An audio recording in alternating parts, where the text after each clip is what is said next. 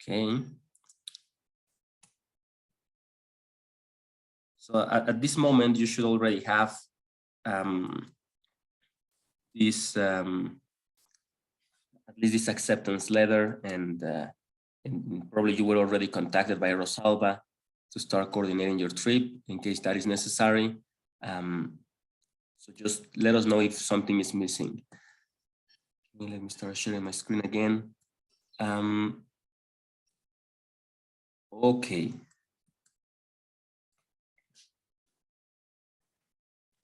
If that's okay with everyone, I will start. Today I'm going to just give the refresher for discussing the second part of these breeding strategies that Marlee started last year on December. So we will cover the second part on the breeding strategies for clonal crops with heterosis due to dominance.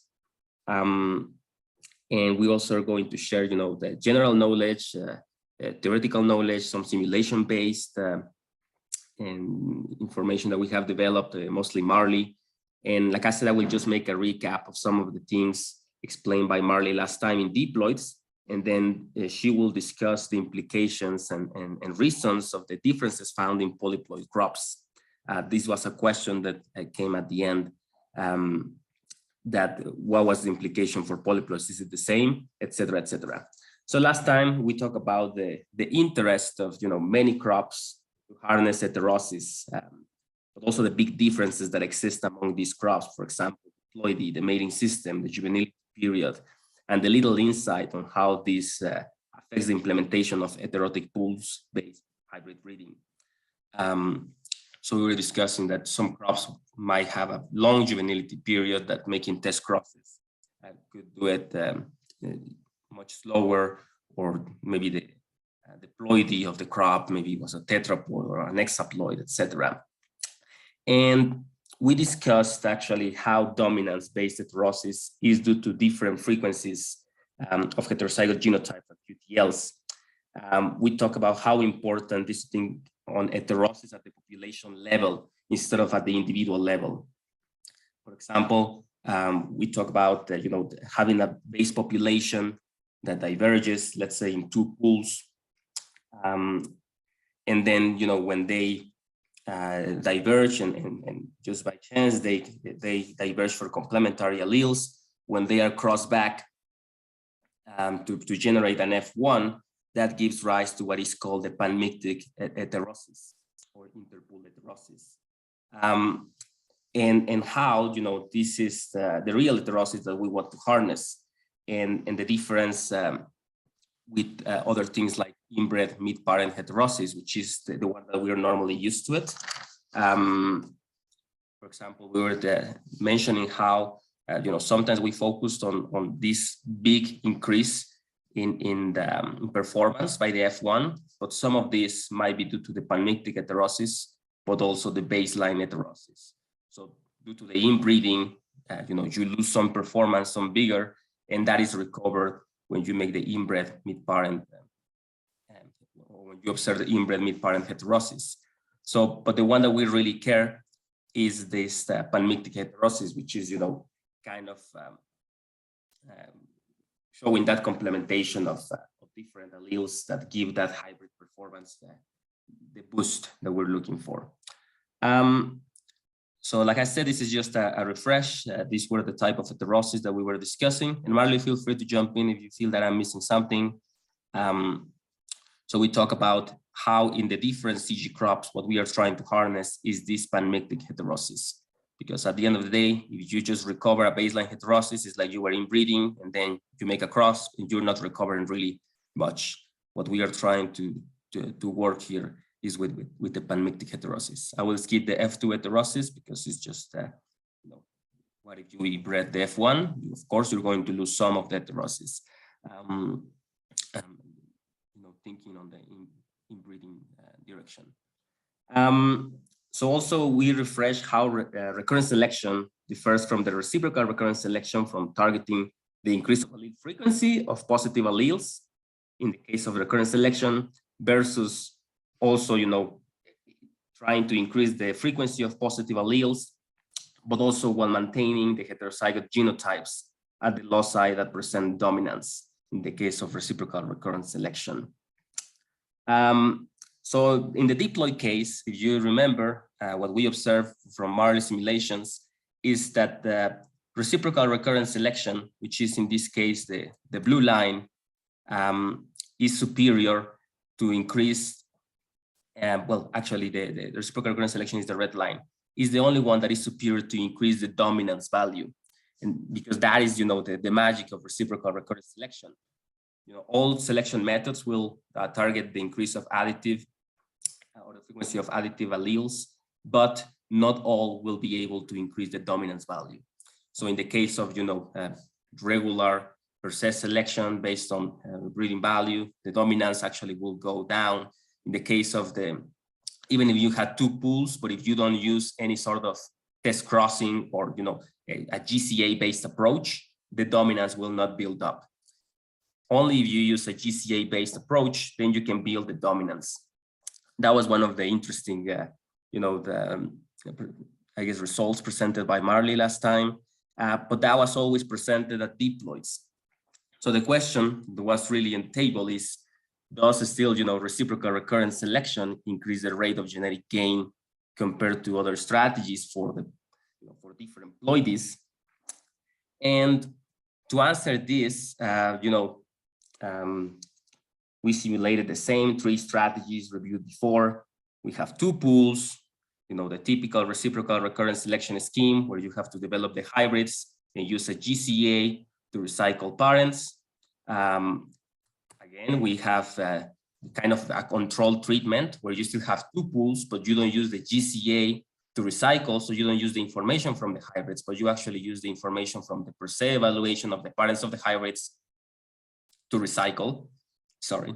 And then, a classical strategy in a clonally propagated crop, which is just having a single pool, developing hybrids, and recycling out of there. So the same strategies that were compared, last time, mostly kind of focused on, should we use GCA? Should we use the breeding value? Should we use two pools? Should we use one pool?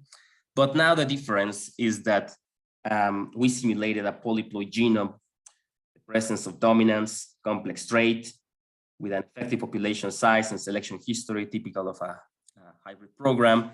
And this is really the focus of, the question that was still pending last time.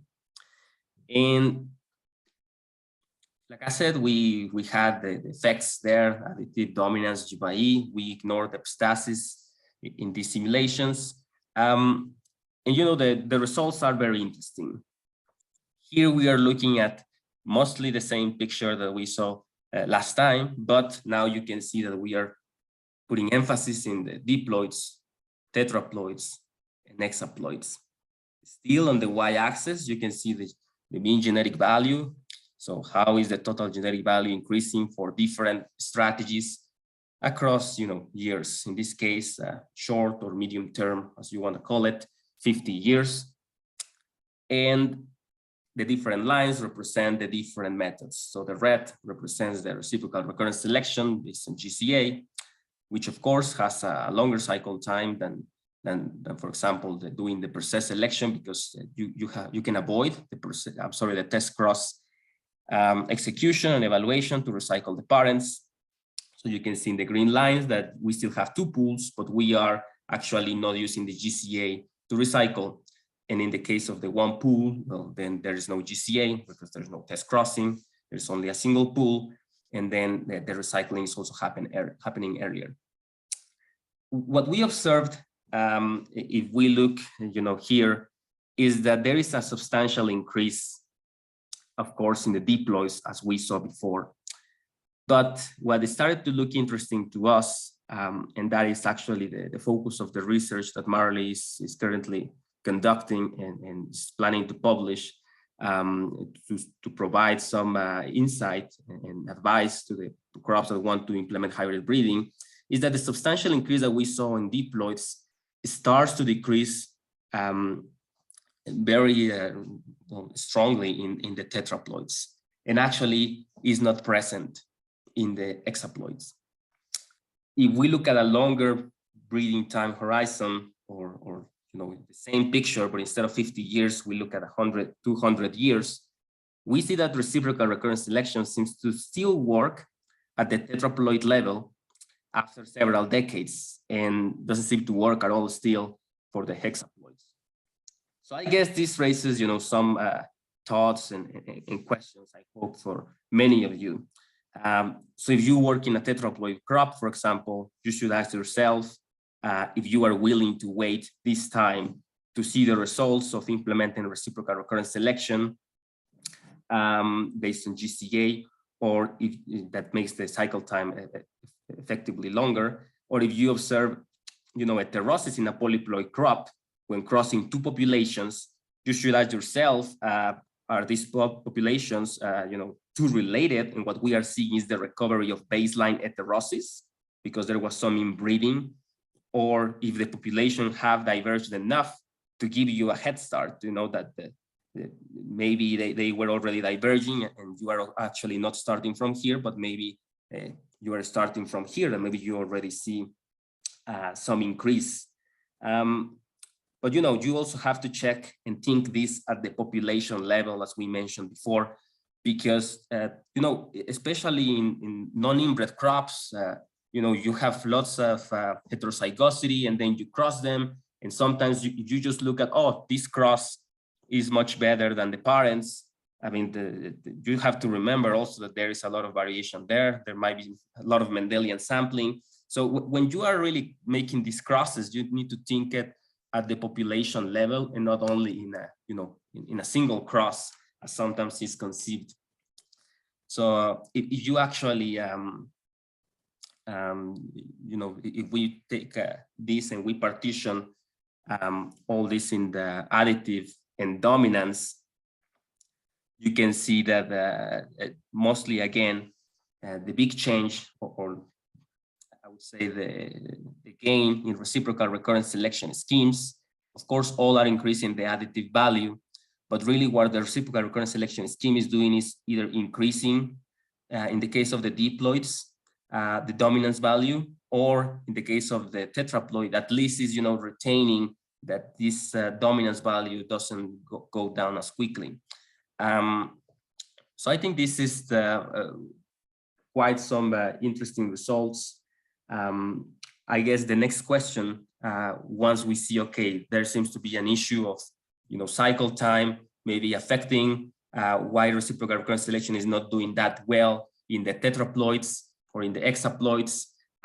So some of you might be wondering, okay, is there a way to boost the reciprocal recurrent selection and make it more competitive if we use genomic selection? And then, well, we wanted to simulate that. Let's actually look at if we assume that, oh, it's just because the cycle time is going slower, but the reciprocal recurrent selection scheme might still work in the tetraploids and hexaploids. So what we did is to use genomic selection to basically reduce the cycle time as much as possible and make it more competitive. So again, we're looking at the exact same strategies that we've been seeing the last month and today. Reciprocal recurrent selection, two pools, but recycling by total genetic value, and then one pool, and also recycling by total genetic value. But now the programs are as fast as they can be, right? I mean, as soon as you have the segregating generation, you recycle the parents. That means you don't have to wait until having the hybrids to produce the GCA. You can predict the GCA and recycle. You don't have to wait until you have the performance evaluation of these parents. You can just predict that performance of those parents, total genetic value, not GCA, total genetic value, and recycle. And the same with the one pool. The idea is to basically remove the differences in cycle time. And let me just accept this person that is trying to get inside. And then the results are, again, very, very interesting. So, this actually gives, or what we can see is that this gives an additional boost to the reciprocal recurrent selection in the case of the diploids. Before, we saw that it was already good, the reciprocal recurrent selection was superior, but now it actually becomes, seems to give an additional boost. But then when we look at the higher ploidies, what we start to notice is that if there was, in the case of the tetraploids, in the first 50 years, they seem to be, behaving relatively well. Well, now the reciprocal recurrent selection approach actually cannot surpass the performance of having two pools and recycling, just based on the total genetic value. And in the case of the polyploids, in the case of the hexaploids, that difference starts to become more and more obvious. If we actually look at this in a long term, reciprocal recurrent selection, again, is the way to go in diploids. But when we look at tetraploids, it would take even longer to actually work. It would take almost twice as much decades to become competitive. And in the case of the hexaploids, basically, it will not compete versus simpler approaches. So reciprocal recurrent selection might not be the way to go. If you partition this again in the additive and dominance, so to understand what is going on, why the hybrids are becoming, better in the case of the diploids or the tetraploids, etc. Again, what we can see is that diploids are just very good at building these dominance interactions. In the case of the tetraploids, basically they reach a plateau very quickly, same as in the hexaploids. So, we try to keep this as comparable as possible in terms of, making it a fair comparison in cycle time, making sure that there is avoidance of inbreeding, and to make sure that we see some clear trends on what would happen if you try to implement hybrid breeding across different ploidies. Of course, there might be clonally propagated crops that are diploid as well, some that are tetraploid, some that might be hexaploid. And, this can have different implications because these different strategies are definitely not at the same level of resources, right? I mean, some really take more resources, more time in the case of the classical strategies, and we make the comparison to use similar resources. I will stop here to give it to Marlee and go over the discussion of how or why some of these clonal autopolyploids do not seem to benefit from RRS. Marlee, can you take from here? Yeah, thanks, Eduardo. So yes, as we've seen, our clonal autopolyploids do not seem to be benefiting from reciprocal recurrent selection. And I'm sure you can imagine we've had a lot of questions as to why that is. So we'll try to get into that here now. The basic reason is that autopolyploids are always more heterozygous than diploids, pretty much no matter what you do to them. So we're just going to outline the details of how that is. Could we go to the next slide, please? Thanks so much. So just a quick reminder, for some traits, clonal diploids and autopolyploids do show empirical evidence of inbreeding and heterosis. We're not at all saying that heterosis doesn't occur in autopolyploids. It does. The question here is just what you do with it once you see it. And if you do find germplasm that shows heterosis, that's a huge deal. That means you found materials that you can combine to, get better values. But the reason that they don't require the same breeding strategy, even if you do see heterosis, is that autopolyploids have fundamentally different inheritance patterns than diploids at the individual level, and that has ramifications at the population level. So just a quick refresher, here on the left, we see a diploid. It's a heterozygote with a blue allele and a pink allele.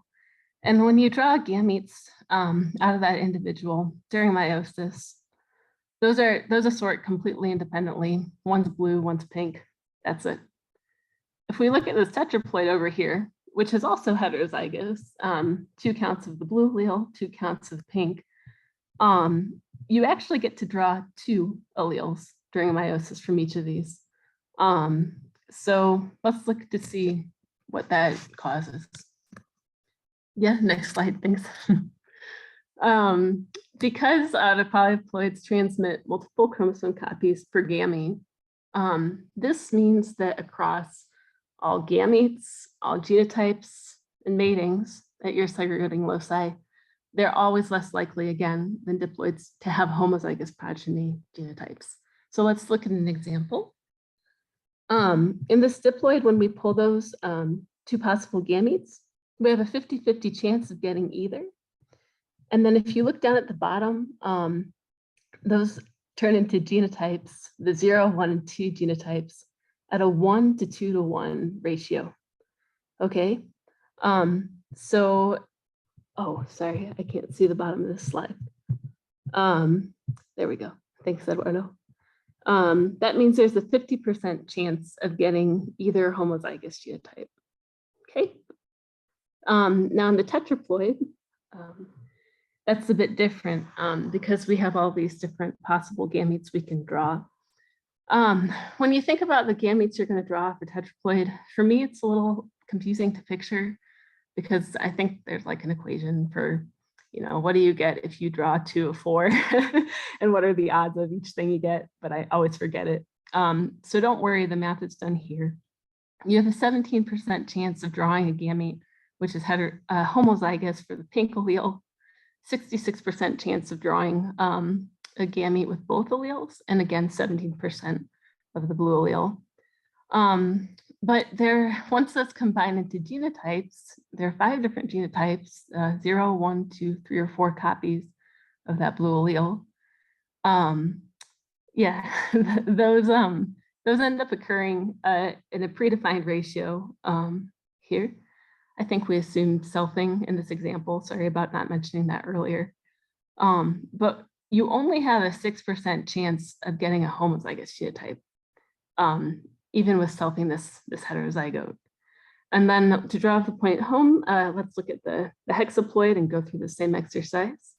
Thanks. Here are your odds of getting those very scant homozygous genotypes. It's only like 0.5%. So why does this matter? We've said that inbreeding depression and its manifestation results from these expression of fully homozygous genotypes, which we can think of as deleterious recessives. And we've also said that hybrid breeding builds heterozygosity to avoid that state. So therefore, if you don't have a lot of homozygous genotypes, it's less important to use hybrid breeding to avoid them in the first place. So we'll just go through and see that at the population level in the next slide. So that was at the level of an individual mating, but that pattern continues if you look at the whole population. Okay, so that inheritance of multiple chromosomes in the autopolyploids keeps leading you to reduced homozygosity in the population, and that's across all allele frequencies. It doesn't matter how frequent the deleterious recessive allele is. So here we assumed Hardy-Weinberg equilibrium. Don't worry about the equations. The nice thing here is that if we know the frequency of, say, the deleterious recessive P allele, we also, if we assume Hardy-Weinberg, know the frequency of every genotype resulting from that population. So down here in the table, across the top, we see 0, 1, 2, 3, 4, 5, 6 for the different genotypes of autohexaploid. And down at the bottom, we see the frequencies of the genotypes for the 0, 1, 2 genotypes in a diploid. So let's actually start at the bottom with the diploid and the 0 allele, or 0 genotype. At Hardy-Weinberg, if you have allele frequencies of 0.5 for both your alleles, your 0 deleterious recessive genotype at Hardy-Weinberg is going to occur like 25% of the time. Okay, but if we jump up to the tetraploid at Hardy-Weinberg with those same allele frequencies, that deleterious recessive only occurs 6% of the time. And then again, in the autohexaploid, it goes down to 2%. So we're less and less likely at the population level to ever see these reduced, these homozygotes in autopolyploids. And I'm sure a lot of you know that. And anyone who's tried to self a polyploid for any reason to homozygosity, or who has tried to maybe get a recessive disease locus to the state you want it, knows it's just really hard to inbreed them, right? So yeah, I think we can go to the next slide. And let's skip this one. If we could skip to the next slide as well. Thanks so much. So yeah, just to put a picture here, of course, these are these same genotype frequencies in your population. And down at the bottom, we have a picture, right, of those little deleterious recessive phenotypes. And I just want you to picture in your field what that would look like if you had 25% of those, 6% of those, or 2% of those. Of course, the situation where you had 25% of those manifesting, you'd need to do something about that in your breeding strategy. But as we've said a couple times, autopolyploids being less likely to be homozygous in their genotypes means they have fewer deleterious recessive phenotypes. So strategies to increase heterozygosity, like reciprocal recurrent selection, become less important and less necessary. Could we go to the next slide? Awesome. Another interesting conclusion, I think, from this is that dominance will contribute more to inbreeding depression in autopolyploids than diploids.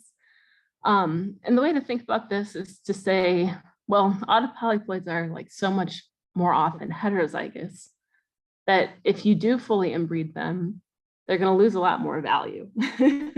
But for that same reason, we actually very rarely see them fully inbred. We rarely see that phenotype.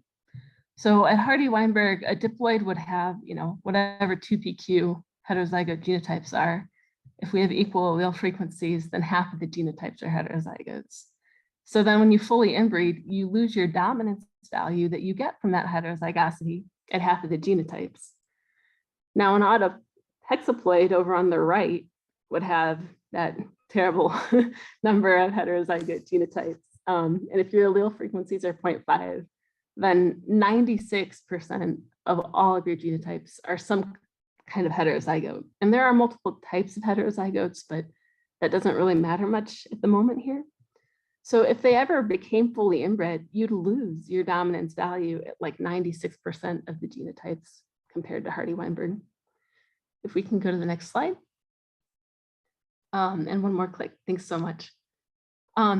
So on one side, it's harder to inbreed the polyploids, but on the other side, the flip side, there's less heterosis sort of to build because there's already this huge amount of heterozygosity in autopolyploids, even at Hardy-Weinberg. So if you increase heterozygosity over that amount with reciprocal recurrent selection by driving apart allele frequencies, that's not going to add as much value in your interpool F1.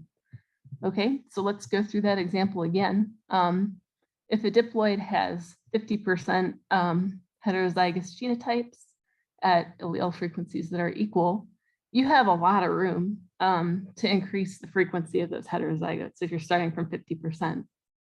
If you're an autohexaploid and you're starting from 96%, there's not really a lot of room to increase the frequency of heterozygotes, okay? Like the max is 100%.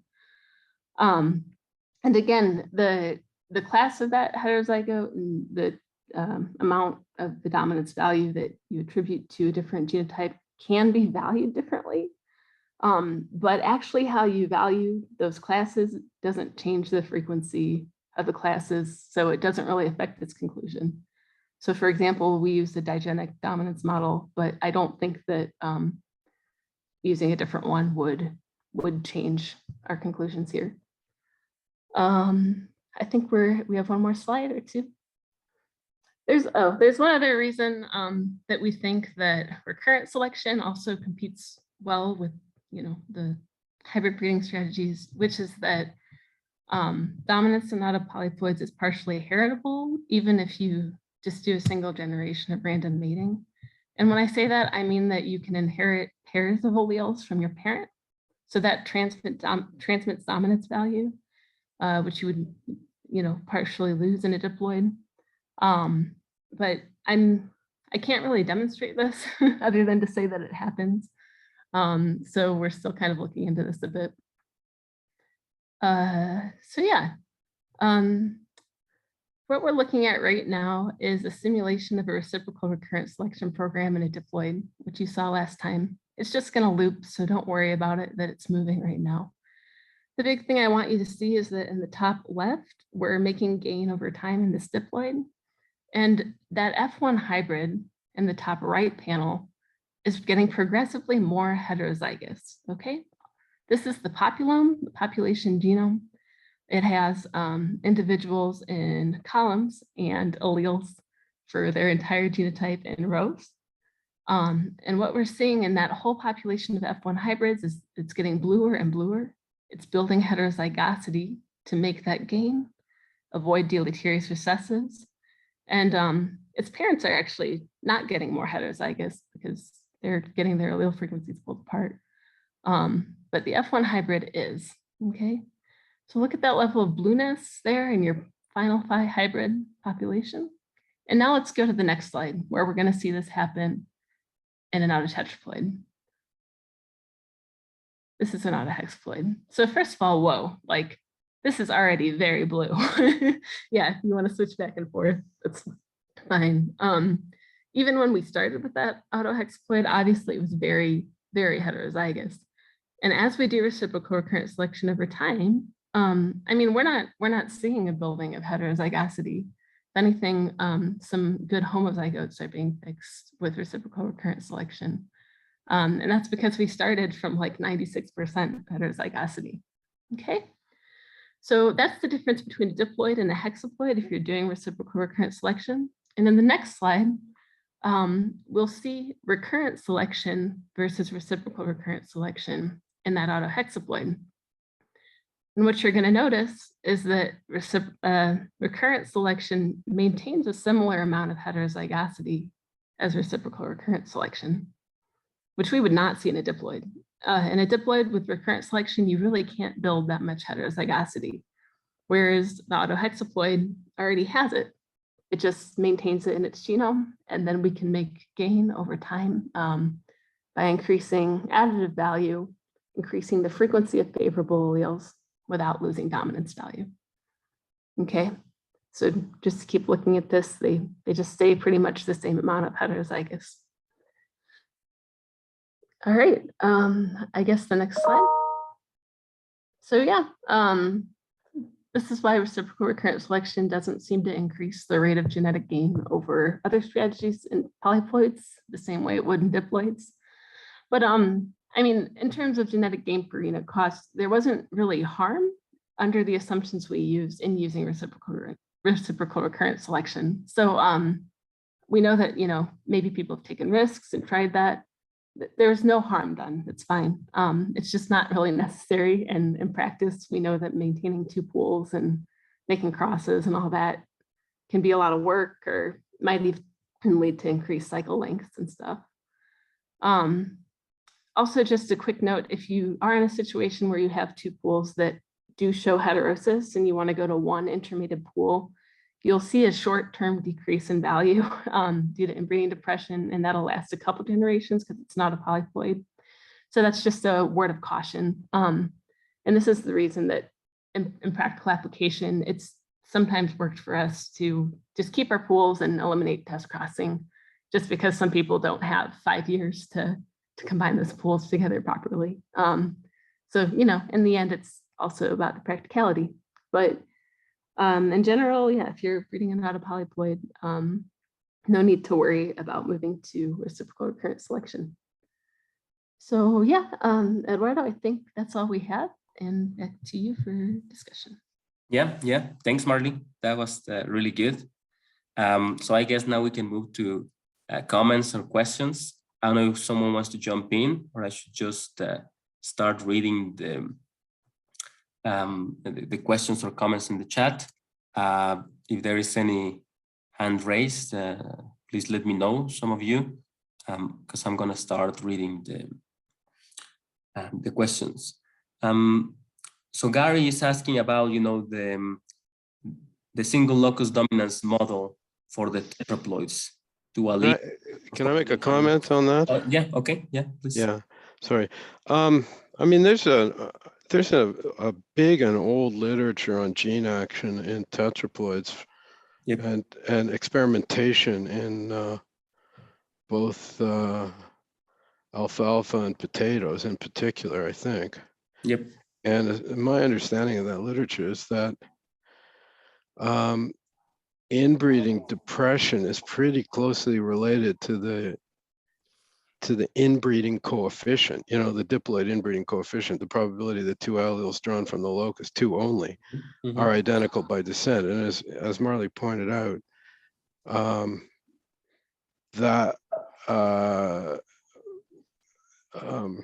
mean, the chance that you're going to go to complete homozygosity is quite limited, but it does appear to be the case that having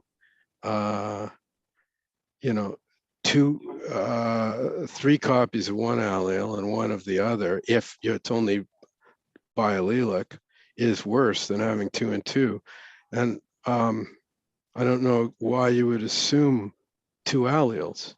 I mean, I suspect the you know, the molecular data, which should have accumulated by now, would indicate that there's a lot of loci with 3, 4, or 5 alleles in these populations at an appreciable frequency. Well, I guess if you look at the SNP level in a tetraploid, you cannot find up to 5 alleles, right? But yeah, I guess if you consider loci in terms of multiple SNPs that build haplotypes, you can have many alleles. But at least in this case, we are talking at the SNP level. So I guess the maximum number of alleles that you can find tetraploid would be 4. In an individual, sure, but in a population, there could be more. Yeah, of course, only 4 at a locus in an individual. But it seems to me that the outcomes of this type of modeling, I don't know that they would be any different if you assumed another intralocus model with up to 4 alleles in an individual and inbreeding depression related to the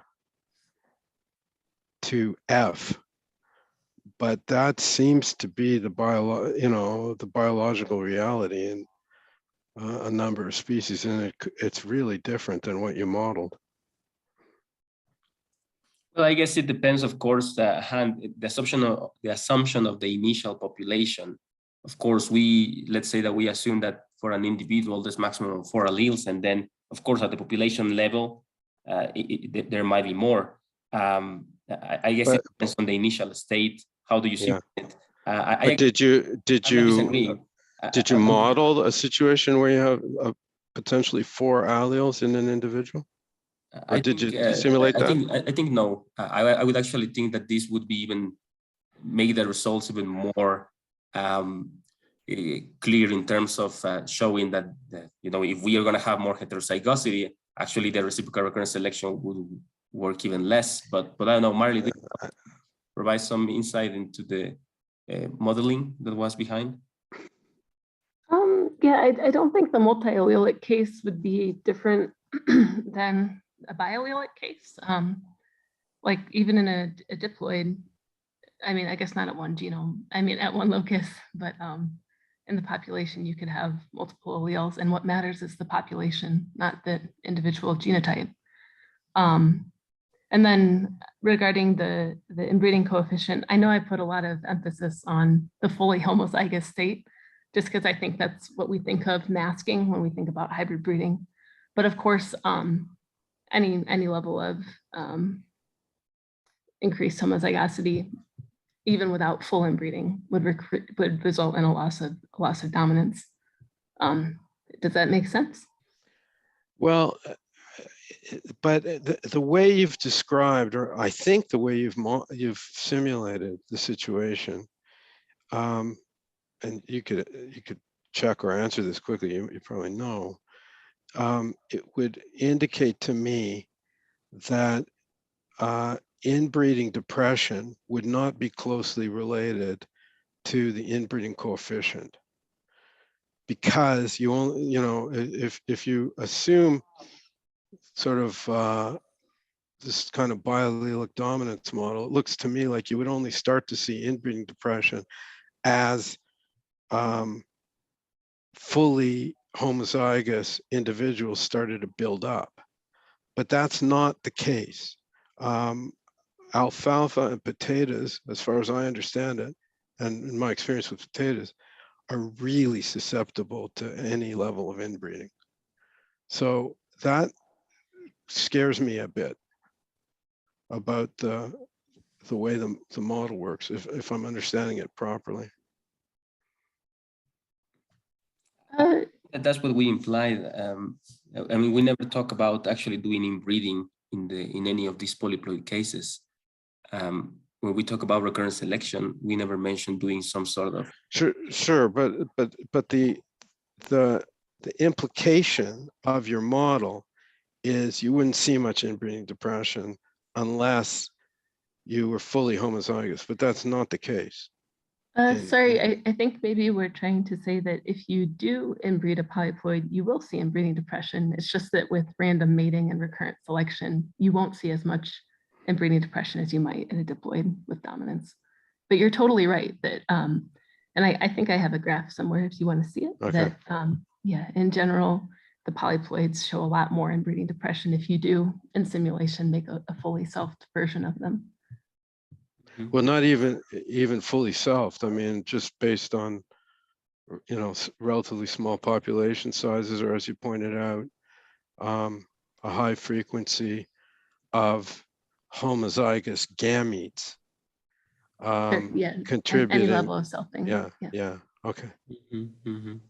It might help to clarify, I guess, under the tetraploids we don't achieve inbreeding as rapidly. But the magnitude of inbreeding depression is actually higher in our simulation. So, Okay. so if you for a fixed level of inbreeding, the tetraploids would have a higher amount of inbreeding depression.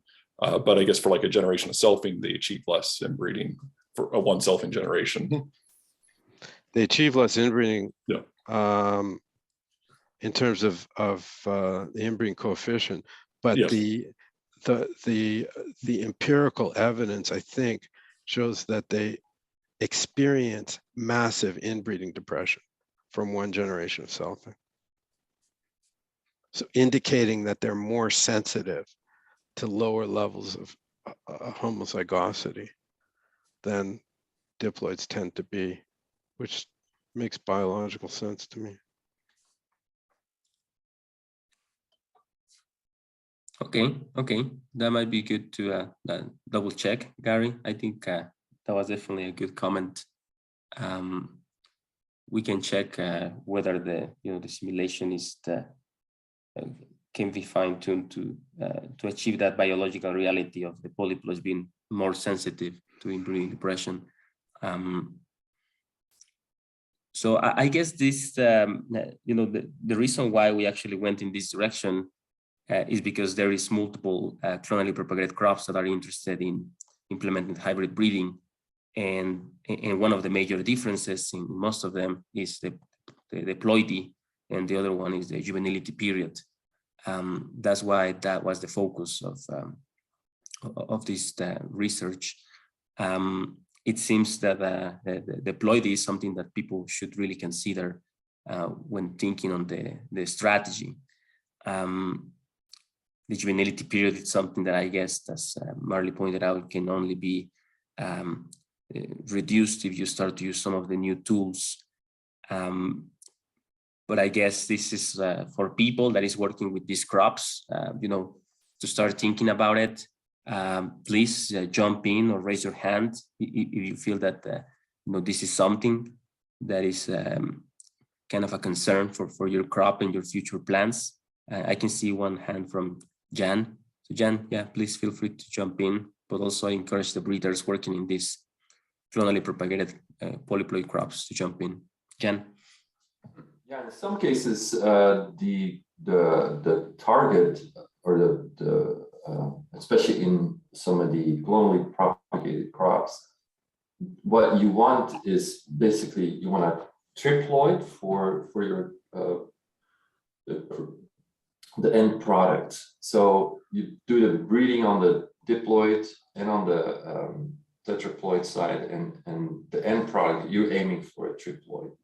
So it would be good to understand what would be the best strategy in that case, where you have basically two different breeding populations to again your final product you're aiming to create a triploid.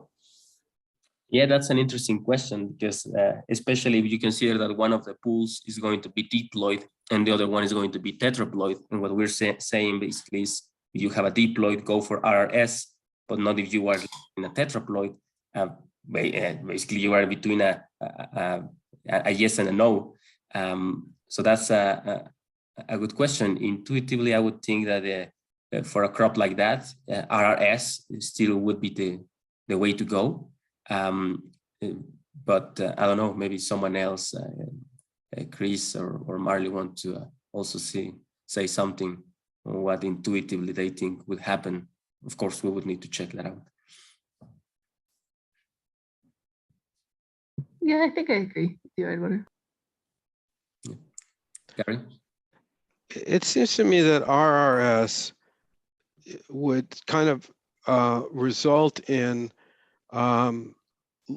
loss of allelic diversity within the two subpopulations and increased diversity between them, leading to the type of situation that you modeled, where you would have, you know, in the end state, two different types of homozygous gamete coming out of each of the individual subpopulations, and a lot of diallelic autotetraploid hybrids. And that, but if really vigor and it's just the flip side of inbreeding depression as opposed to dominance, you know, specific types of dominance, then you know, your strategy should be to maintain as many non-harmful alleles in the population as you can, which might work best as a single population, but you'd want to adopt some kind of formal inbreeding avoidance strategy, like maybe some type of optimal contribution selection. Does that sound reasonable? Yeah, hey, Gary, I think that's a great insight. So reciprocal recurrent selection, we have seen drive inbreeding within the pools to the point that you do have to implement a strategy. So the one we used here was maximum avoidance of inbreeding. It's kind of an alternative of OCS that Chris let me know about. So we did implement that here.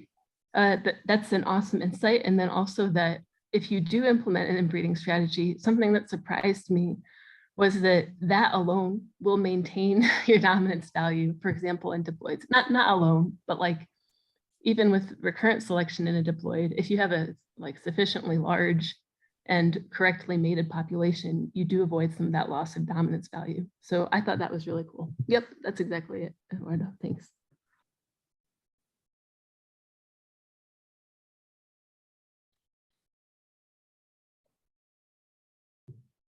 Yeah, so like in that ploidy 2 panel for the dominance value, without maximum avoidance of inbreeding, for a 1-pool recurrent selection or 2-pool recurrent selection program, you'd typically see dominance decrease because of the inbreeding you're mentioning. But if you just avoid that by a mating plan, even without RRS, you don't lose some of that. So I think that's a great point. But just a question there, Marlee. I mean, it helps, but it doesn't build it, right? I mean, right, yeah. Maximum avoidance will just avoid to lose the dominance that quickly, but it will not build it as RRS. Yeah.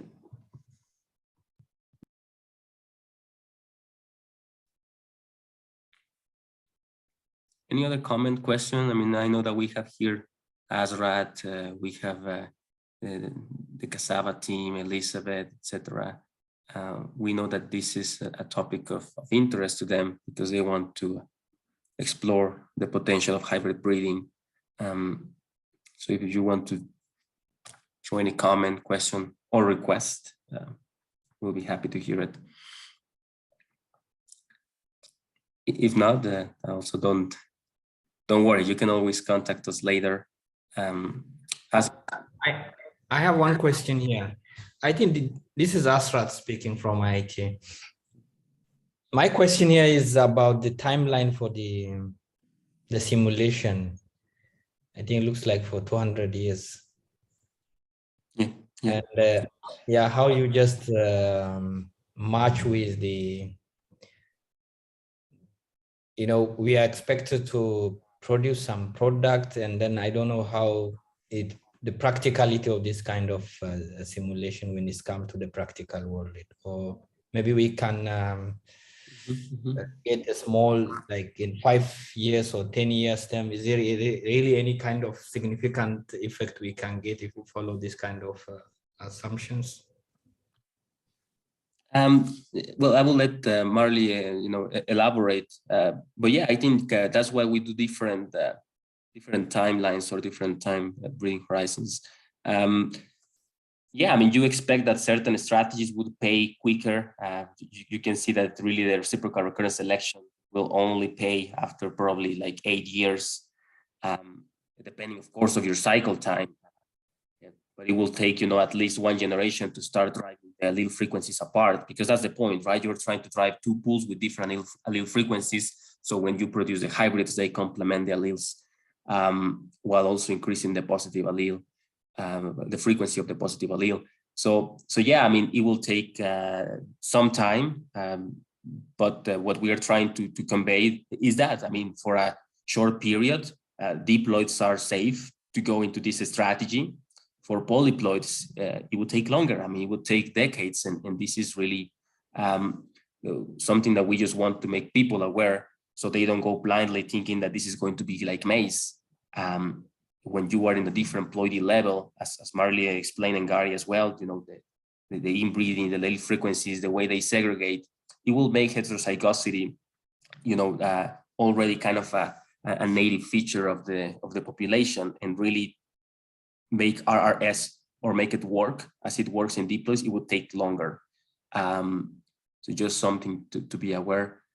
So for the practicality, Azrat, I guess it's just when you take the decision of going this direction, please consider some of these characteristics, because you might not have funding for wait 30 or 100 years to see the results of using RRS versus just doing the regular strategy, having one pool, having some sort of OCS or an inbreeding, a maximum avoidance of inbreeding, just doing something that is simpler, but that it will give you kind of a similar response for the next 100 years. So yeah, that's always the question. Breeding also changes so rapidly that thinking beyond certain time horizon might be just unrealistic. But our job is to show you the trends on how these methodologies behave in certain genetic models. Does that help, Asrat? Yeah, thank you.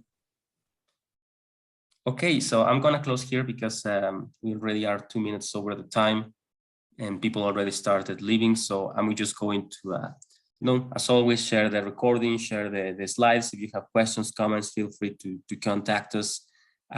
We hope this would be useful for the crops that are in this particular situation. Okay, so if there's nothing else, no other hand raised, again, Happy New Year. Welcome back. We hope that you're ready for an exciting year. Lots of work to do, 1CG.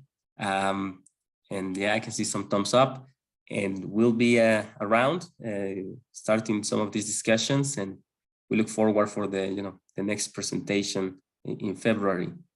Have a great day, everyone. Thank you for joining. Thank you. Thank you, everyone. Thank you. Bye. Thank you.